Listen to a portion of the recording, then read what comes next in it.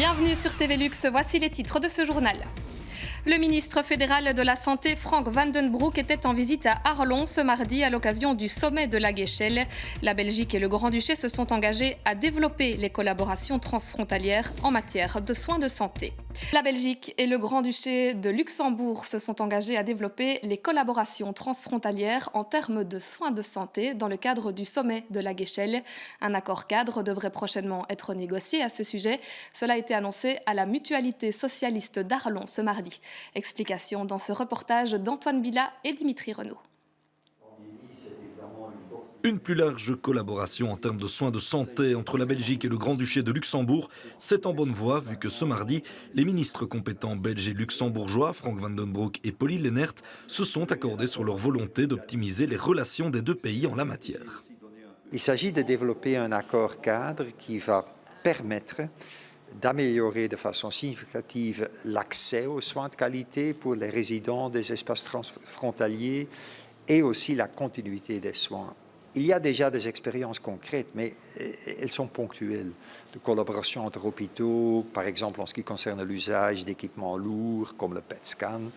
Et donc il faut essayer d'un côté de généraliser ça et de chercher toutes les synergies possibles, mais aussi de rendre d'un point de vue social et juridique robuste ces coopérations. C'est vraiment sur base d'une réflexion axée sur les avantages donnés aux travailleurs frontaliers, dont on est très heureux évidemment de pouvoir se faire soigner dans le pays où ils travaillent, dans le pays où ils résident, de donner des mêmes avantages aux résidents des zones frontalières qui finalement vivent à côté de leurs travailleurs frontaliers mais n'ont pas la possibilité de se faire soigner de l'autre côté de la frontière parce qu'ils travaillent dans le pays où ils résident. En 2005, un tel accord avait été conclu avec la France. Il permet désormais à 6000 patients français et belges de traverser chaque année la frontière pour des soins de santé plus efficaces.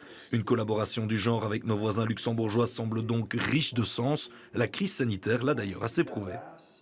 Le Grand-Duché de Luxembourg s'est rendu compte que son système de santé dépendait, je dirais, aux 2/3 de l'étranger, c'est-à-dire des régions avoisinantes, puisque 2/3 du personnel de ce système de santé luxembourgeois est d'origine française, allemande et belge, bien entendu.